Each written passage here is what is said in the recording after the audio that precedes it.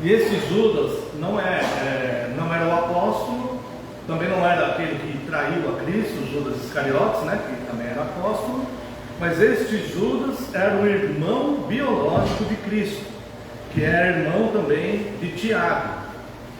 E ele escreve essa carta aqui, provavelmente antes do ano 68, nós não temos muita referência da data em que foi escrito, alguns dizem ano 62, nós não temos muita referência, mas como existe aqui uma similaridade entre a carta de Judas e de Pedro, alguns dizem que Pedro mencionou a carta de Judas, mas a maioria diz que Judas mencionou Pedro em duas passagens aqui, né? E como Pedro faleceu por volta do ano 67 ou 68, então o máximo de tempo que nós temos aqui para entender quando foi escrito, provavelmente foi por volta do ano 68 mesmo, tá bom? Embora ele possa ter escrito um pouco depois, mas gira em torno deste tempo, tá? Nós vemos aqui que Judas, ele vai escrever essa carta aqui, advertindo os santos sobre a presença entre eles de cristãos apenas nominais. Mais ou menos como nós vimos aqui nessa questão que estávamos estudando agora há pouco, né, do catecismo a respeito da disciplina. Então Judas, a carta visa advertir aquela congregação sobre a presença de irmãos que são cristãos nominais, mas que não seguem a doutrina. E mais grave ainda, alguns outros que são falsos irmãos e que estavam lá mesmo com a intenção de destruir aquela comunidade cristã, trazendo seus mundanismos, sua filosofia pessoal, suas opiniões, e querendo que essas coisas fossem aceitas, né? Corrompendo assim aquela busca por santificação que aquela comunidade cristã tinha. Isso é um fato que ao longo da história aconteceu e acontece de fato, né? Pessoas que se aproximam da igreja muitas vezes com uma intenção de tentar desestimular tudo mesmo, né? Procuram ganhar confiança de outros e depois começam a querer impor os seus próprios pensamentos carnais, né? Então Judas, ele está advertindo aquela comunidade cristã acerca desses falsos irmãos e falsos mestres, falando também acerca da má conduta que eles tinham, que tentavam destruir a comunhão santa e fraterna da comunidade, né? E também vem abordar a questão da piedade cristã, falando para aqueles irmãos verdadeiros, né? Fala assim: olha, isso está acontecendo aí nessa comunidade onde vocês estão, mas vocês que conhecem a verdade mergulhem na piedade cristã, não se deixem influenciar por esses falsos irmãos, tá? Então nós vemos aqui que a estrutura desta carta, ela vai falar juízo de Deus contra os falsos irmãos, tá? Quando nós dizemos dos falsos irmãos, nós não estamos falando de irmãos que porventura entraram em algum tipo de disciplina, mas aqueles que não são mesmo de Cristo estão lá perturbando a igreja, né? Características dos falsos irmãos e dos falsos mestres, a piedade do verdadeiro cristão e a doxologia, que exalta o poder de Deus a guardar os santos de tropeços, que é uma das doxologias mais lindas de todas as cartas aqui do Novo Testamento, tá? Então nós vamos abordar, né, até por uma questão de tempo, do verso 3 para frente, de forma um pouco mais breve, né, que estaremos, com a permissão do Senhor, partindo o pão logo mais. No verso 3, nós vemos que Judas parece dizer que ele tinha a intenção de escrever o Evangelho. Vamos ler aqui o verso 3. Amados, quando empregava toda a diligência em escrever-vos acerca da nossa comum salvação, foi que me senti obrigado a corresponder-me convosco, exortando-vos a batalhar-vos diligentemente pela fé que uma vez por todas foi entregue aos santos. Olha só o que ele fala. Ele fala assim: olha, eu estava com a intenção, eu estava me empenhando em escrever para os irmãos acerca da nossa comum salvação. Ele queria escrever um evangelho. Ele queria falar sobre os feitos de Cristo, coisas pertinentes à salvação, mas algo o constrangeu. Então, nós não sabemos por que ele não fez as duas coisas. Talvez questão de tempo, nós não sabemos, mas a urgência que ele viu que estava acontecendo naquela comunidade cristã o fez mudar de ideia. Falou: não vou escrever acerca da nossa comum salvação, não vou escrever um evangelho, que isso vai me levar muito tempo, e aquela comunidade está necessitando urgente de uma orientação. Então, perceba como o amor do cristão, ele deve estar sempre acima da sua vontade, mesmo que a sua vontade também seja alguma coisa ligada ao reino dos céus, mas o amor deve sempre prevalecer. Olha só, eu quero te ensinar um livro, mas você está com fome. A minha prioridade é comprar um alimento para você. Aí depois eu vou te ensinar a respeito desse livro bíblico. Então o amor, ele tem que estar sempre antes de qualquer coisa. E aqui, o que constrangeu ele a mudar de ideia foi que ele viu uma situação perigosa. Pessoas estavam sendo corrompidas ali. Irmãos, o fato de pessoas abandonarem a sã doutrina e se entregarem a visões humanas, opiniões humanas, é uma tragédia, é desastroso, porque não só ela fica contaminada, ela vai ser um agente também daquilo. E se tiver filhos, seus filhos vão ser contaminados com aquilo, e outras pessoas, e por aí vai. Então é uma devastação total. Começa com o mínimo e vai abrangendo as coisas, né? A partir do verso 4, Judas começa então a explicar o que o constrangeu e mudar a sua intenção de escrever essa carta por uma exortação. Ele deixa de falar sobre a salvação para falar sobre exortação. Homens ímpios que transformam em libertinagem a graça de Deus. Olha só que coisa odiosa.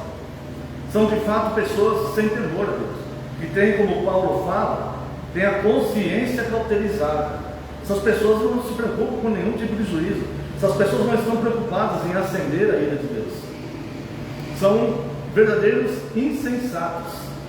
É como se nós estivéssemos num hospício e dessemos ouvidos a pessoas que estão enfrentando uma dificuldade mental de raciocínio.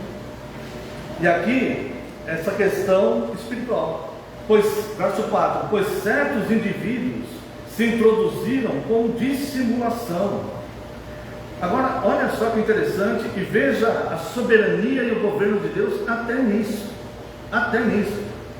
os quais desde muito foram antecipadamente pronunciados para esta condenação. Ou seja, Deus não está alheio ao que acontece aí. No entanto, Deus nos dá orientações de como nos comportar diante disso. Essas pessoas são condenadas por fazerem este mal dentro da igreja de Cristo. É necessário que isso aconteça. No entanto, Deus dá a sua palavra orientadora para as pessoas da igreja que não sejam contaminados com essa dissimulação. Homens ímpios que transformam em libertinagem a graça de nosso Deus e negam o nosso único soberano e Senhor Jesus Cristo. O fato de sermos alcançados pela graça, sermos tratados pela misericórdia de Deus, sermos perdoados dos nossos pecados, isso não nos dá direito de vivermos imoralidades, principalmente dentro da igreja de Cristo. É isso que ele está falando aqui. E essas pessoas estão corrompendo irmãos que estão aí.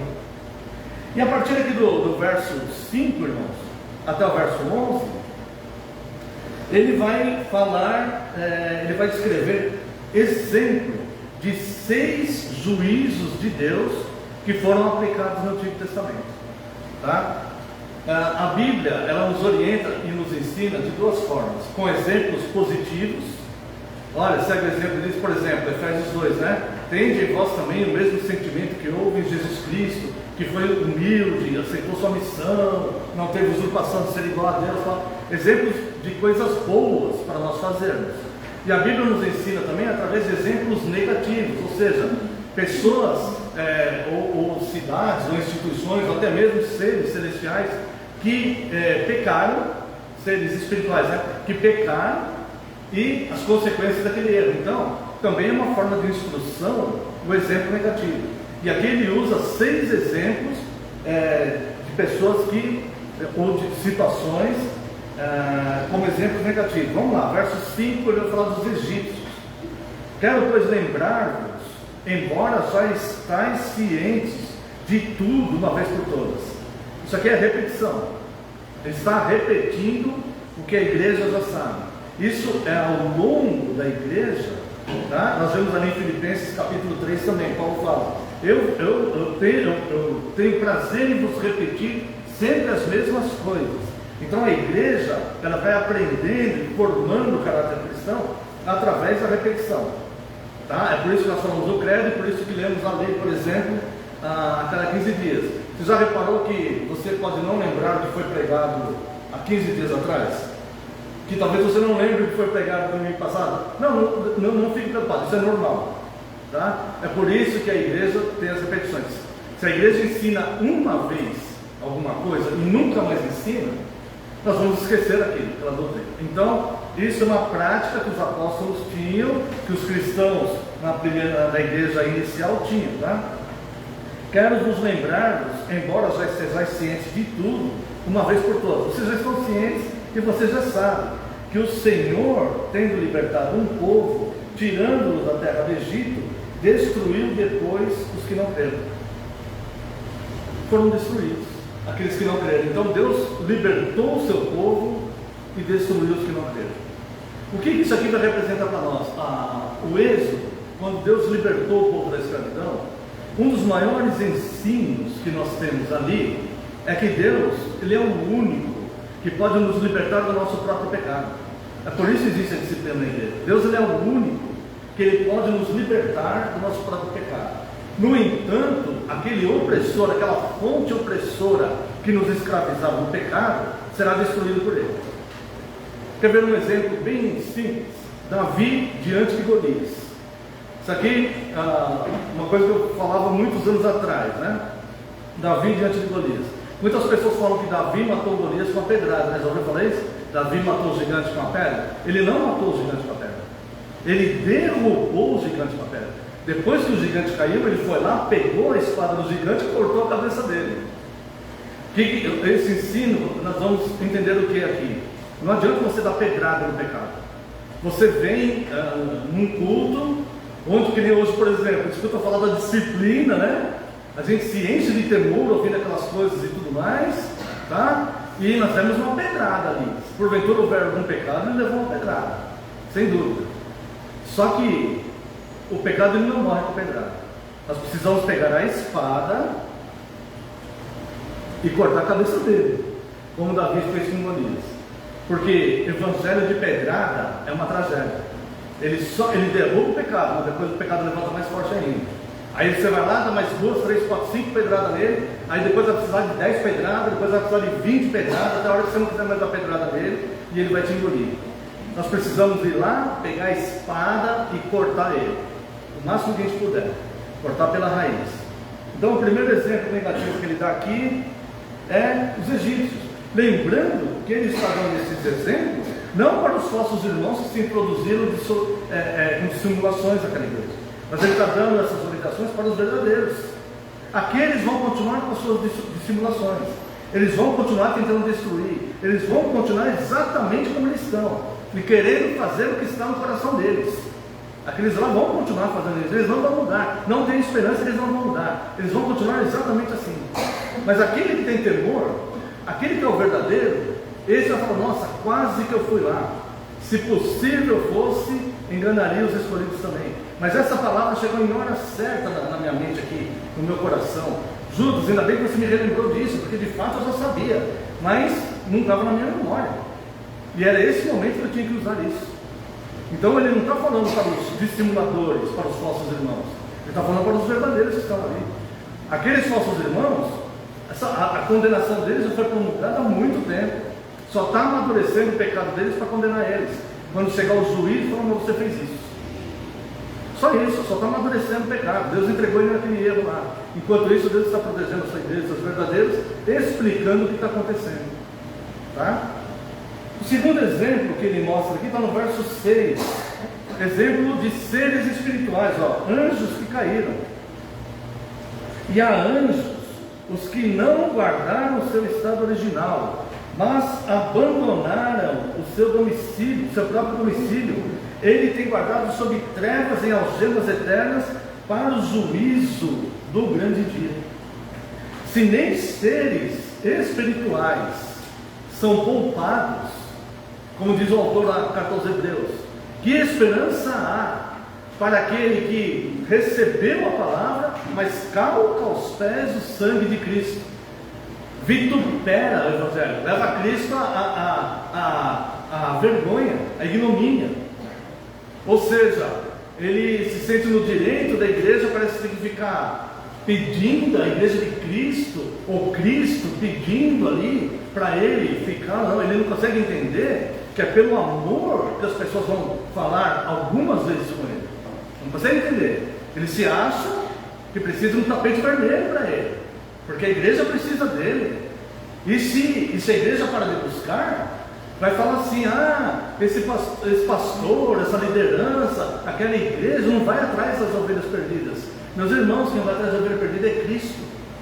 Essa não é uma ovelha perdida, é uma ovelha apóstata, que Cristo levou até uma igreja e ela apostatou. Simplesmente isso. Não faz sentido uma liderança abandonar uma igreja de fiéis que estão buscando a palavra e gastar o seu tempo em buscar apóstatas. Então é por isso que a Bíblia fala, visite algumas vezes, converse algumas vezes, mas não exponha o Evangelho para que seja pisado por pessoas que estão negligenciando a palavra. É isso. Então, aquele que tem ouvido, vai ouvir. Não é assim o final das cartas do Apocalipse? Aquele que tem ouvidos para ouvir, ouça. Bem, o Evangelho, ele incomoda. O Evangelho, ele fere. O Evangelho, ele machuca. Porque se ele não faz isso, nós não nos quebrantamos diante dele. E ele faz isso para que fique testificado que essas pessoas, para quem a condenação já está preparada, elas ouviram a mesma palavra daquele que se quebrantou. Ela ouviu a mesma coisa. Ela ouviu que a ira de Deus é do mesmo jeito. Ela ouviu da mesma forma que o outro, que existe o juízo de Deus.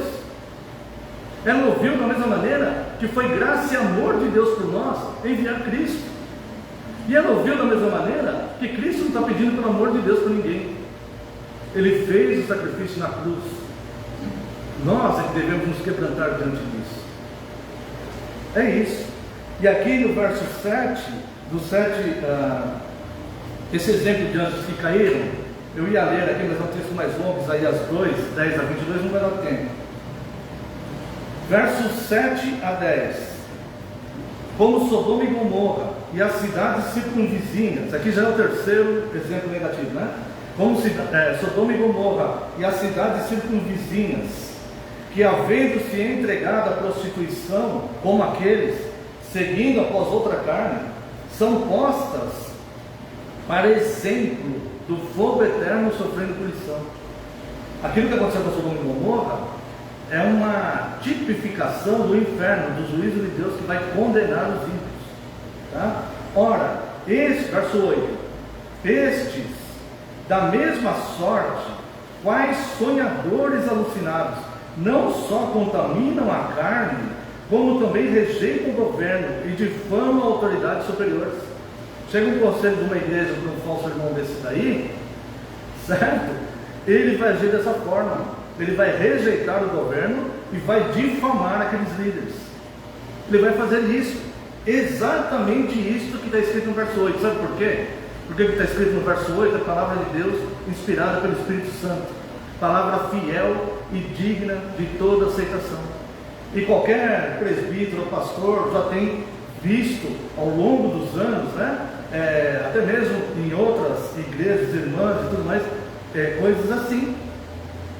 Verso 9: contudo, o arcanjo Miguel, quando contendia com o diabo e disputava a respeito do corpo de Moisés, não se atreveu a proferir juízo difamatório contra ele. Pelo contrário, disse: o Senhor te repreenda. Nem o arcanjo Miguel,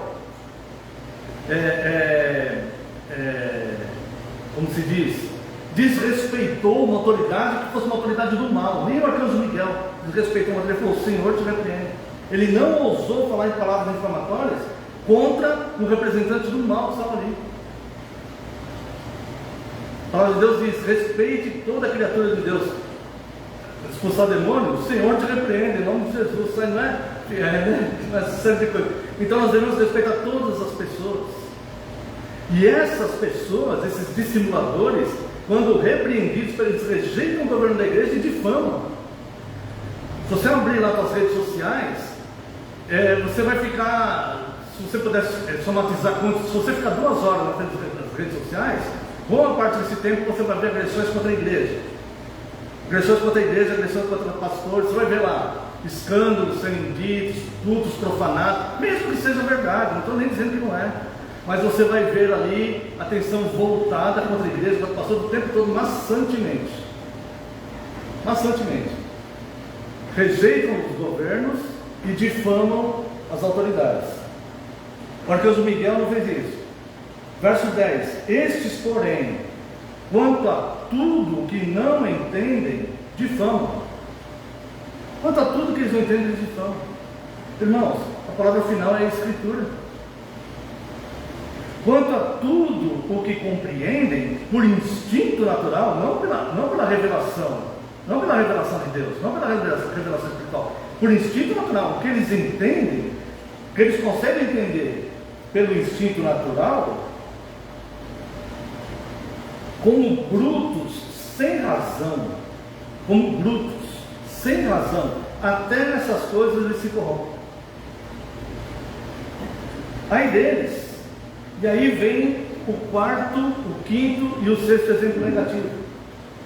Porque prosseguiram pelo caminho de Caim, e movidos de ganância se precipitaram no erro de Balaão, e pereceram na revolta de Corá. Aqui, irmãos, nós vamos ver o seguinte. Antes de eu comentar esses 3 aí, Judas, ele está fazendo com essa igreja, com aqueles irmãos, a mesma coisa que fez aquele homem da ilustração, da historinha. O homem, ele vem a pé, andando por um acostamento ali numa rodovia, e antes de ele chegar numa curva, ele vê que tem uma ponte quebrada. Ele passa pela curva, a ponte está quebrada, sequência da rodovia. Ele passa pela curva e continua andando a pé. Quando ele está lá, ele já passou pela curva, vem um carro, e ele já viu que depois da curva tem uma ponte quebrada. Se esse carro passar por ali, ele vai cair na ponte quebrada. Judas, ele fez que nesse homem. Esse homem pega, começa a dar sinal, ele quase se mata ali entrando na frente do carro, tentando dar sinal de tudo quanto é jeito, para alertar aquele motorista que se ele seguir por ali, ele vai cair na ponte quebrada. É isso que Judas está fazendo aqui. Ele está alertando a igreja que existe uma ponte quebrada depois daquela curva. Aquela igreja já está na curva, vamos dizer. Ela já estava entrando na curva. Por isso que Judas, então, ele muda a sua ideia de fazer o primeiro texto para fazer esse. Aí ele vai dar como exemplo: aí deles, verso 11, que prosseguiram pelo caminho de Caim, movidos de ganância se precipitaram no erro de Balaão e pereceram na revolta de Corá. Não vamos ter tempo de analisar tudo isso, mas vamos só comentar o exemplo de Caim, Balaão e Corá.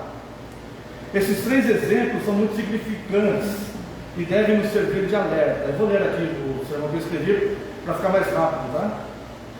Caim alimentava ódio e inveja contra o seu irmão. Olha, um dos motivos que Judas cita aqui do porquê essas pessoas estão fazendo isso: ódio e inveja. Judas está dizendo isso aqui, tá? Caim, ele foi alertado por Deus antes de cometer o homicídio. Se você ler lá, não precisa abrir agora, né? Mas Gênesis 4:7 vai falar, né? O pecado já se porta, mas cumpre a ti dominá-lo. O seu desejo será contra ti. É isso que Deus fala para Caim. Esse desejo que está no teu coração vai ser contra ti. Em outras palavras, eu vou te condenar por causa desse desejo que está no teu coração. É isso que Deus fala para Caim. O pecado está na tua porta. Não tem um filme, né? O pecado mora ao lado. O pecado está na tua porta. Mas aí, o que Deus fala para Caim? Cumpre a ti dominar. E Deus alerta Caim: esse desejo será contra ti. Caim é indesculpável diante de Deus? Falou assim, não, mas naquela época eles não sabiam direito. Não. Sabe por que Caim matou Abel, né? Porque os dois ofereceram oferta e Deus se agradou de Abel e da oferta de Abel, mas não se agradou de Caim e da oferta de Caim. Isso encheu Caim de ódio e de inveja. E é por isso que Judas está falando isso aqui. O exemplo negativo. Somos humanos. Se sentirmos ódio, não devemos sentir. Lógico que não. Nem ódio nem inveja. Nós somos humanos. Pode acontecer. Nós não somos melhores do que ninguém. Se percebermos que está acontecendo isso, nós vamos imediatamente lutar contra isso. Recorrer à palavra, Senhor, eu estou sentindo ódio, me perdoa, Senhor, tira esse sentimento do meu coração, eu perdoo aquela pessoa, eu quero amá-la, não sei o quê. Senhor, eu estou sentindo inveja de tal coisa, Senhor, tira esse sentimento abominável do meu coração, abençoe aquela pessoa pela qual eu tive esse sentimento, abençoe ela, Senhor. Se for da tua graça que eu também consiga alguma coisa, mas me tire desse lamaçal, porque eu não quero que isso cresça dentro de mim, porque isso vai me condenar. É assim o cristão, irmãos, é assim. Tendo com que investir e o que se alimentar e estejais contentes, né? Nossa vida é simples. Tendo mais coisas, amém, ótimo. Mas não deixe os maus sentimentos dominarem teu coração e tua mente. É isso aí, tá? Depois o Corá, né? Estou preocupadíssimo com o tempo hoje, né? Balaão, né? Fala Balaão. Balaão é avareza e imoralidade. Tá? Colossenses 3,5, eu vou ler aqui rapidinho. Colossenses 3,5.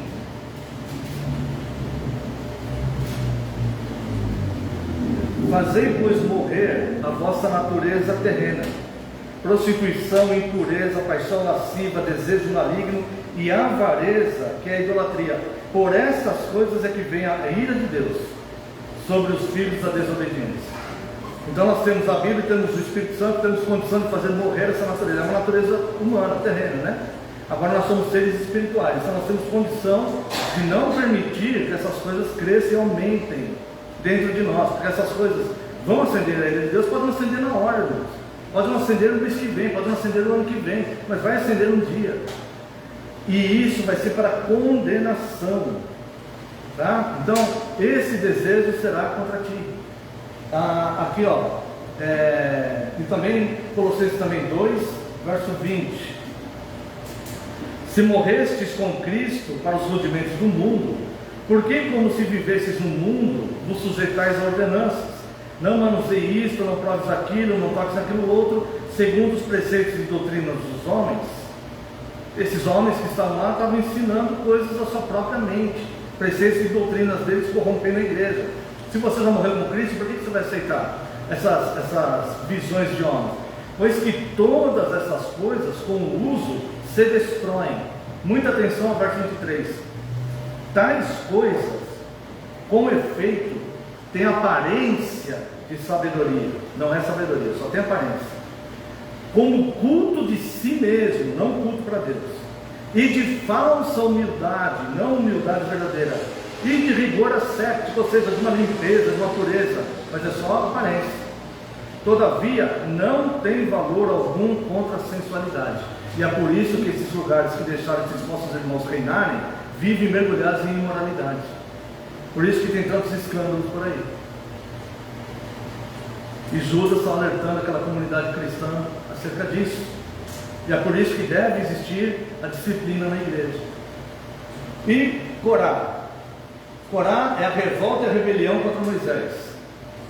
Autoridade constituída por Deus. Moisés era a autoridade constituída por Deus. Ele se revoltava e se rebelava contra Corá. Como a gente está cansado de ver por aí, mesmo as redes sociais hoje são espelhos, né? Você vê isso aí direto, tá? Pessoas que não respeitam os líderes ali. Se está insatisfeito se os líderes estão em erro, uma coisa, procura eles com a palavra. Se ele não aceitar, leva 2 testemunhas, siga a vida. Não fica pondo em rede social. Se está acontecendo algum problema entre eles, certo? Resolva conforme a Bíblia. Senão o pessoal vai estar pecando do mesmo jeito.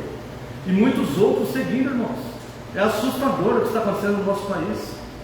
Por causa das redes sociais que deu voz a todo mundo. E aqui vem mais, ó. Corá, revolta e rebelião contra Moisés, que é a autoridade constituída por Deus. Então aqui é o seguinte, trata-se de pecados graves, que esses 6 exemplos que ele deu, Pecados graves que não podem ser cultivados numa comunidade cristã: ódio, inveja, avareza, imoralidade, rebelião, revolta e rejeição às autoridades instituídas por Deus. São pecados graves que não podem afetar uma comunidade cristã, para o bem de todos, de toda a comunidade, das nossas famílias, dos nossos filhos, dos nossos netos, das gerações que virão. Dos versos 12 a 16, Judas descreve as características negativas desses falsos mestres e falsos irmãos, e menciona no verso 14 a profecia de Enoque, de juízo de Deus sobre eles. Eu vou apenas ler, tá? Versos 12 a 16. Estes homens, não precisa nem de comentário mesmo, só presta atenção. Estes homens são como rochas submersas em vossas festas de fraternidade, banqueteando-se juntos sem qualquer recato, pastores que a si mesmos se apacentam, nuvens sem água, impelidas pelos ventos, árvores em plena estação dos frutos, destes desprovidas, duplamente mortas, desarraigadas, ondas bravias do mar, que espumam as suas próprias sujidades, estrelas errantes, para as quais tem sido guardada a negridão das trevas para sempre. Dá temor isso aqui, irmãos.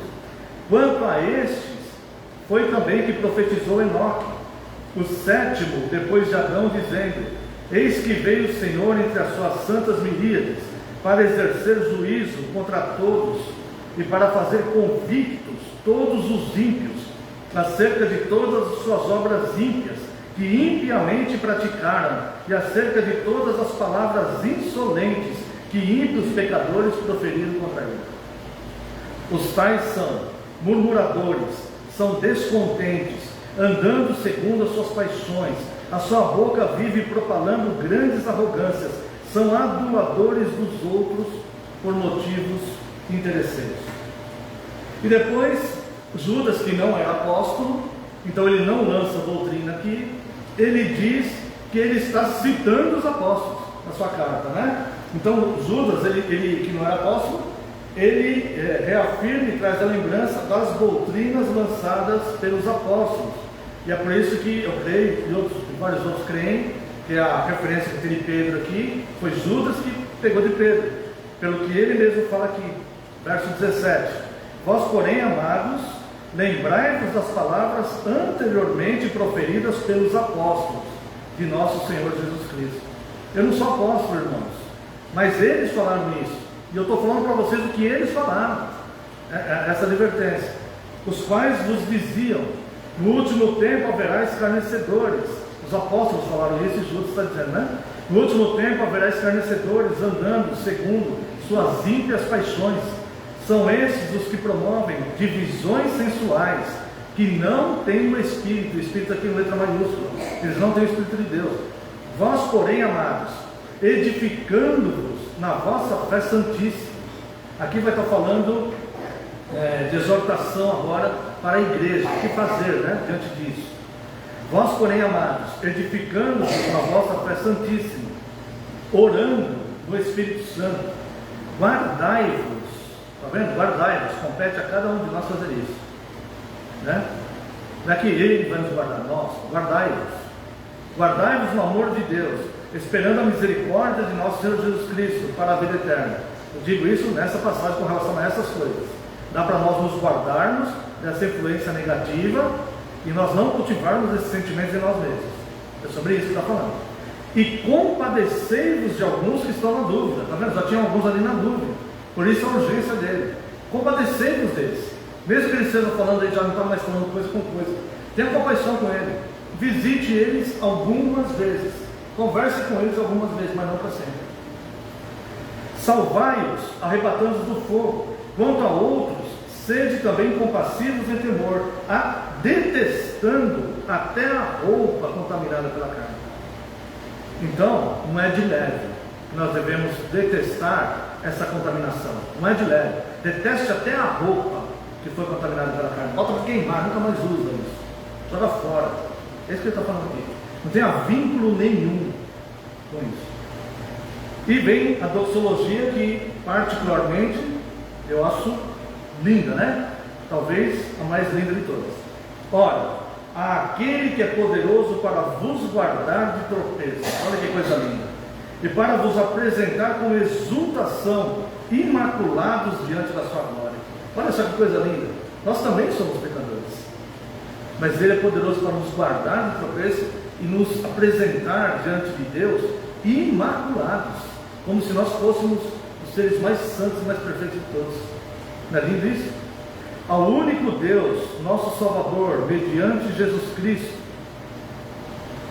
glória, majestade, império e soberania antes de todas as eras e agora e por todos os séculos. Amém. E que Deus seja louvado e que essa advertência, essa exortação possa servir a cada um de nós também, né? Através desses exemplos negativos que ele colocou. Em resposta a esse sermão, louvemos a Deus com o Salmo 101. Aqueles que quiserem ou puderem se colocar em pé, se quiserem ficar sentados também podem. Salmo 101.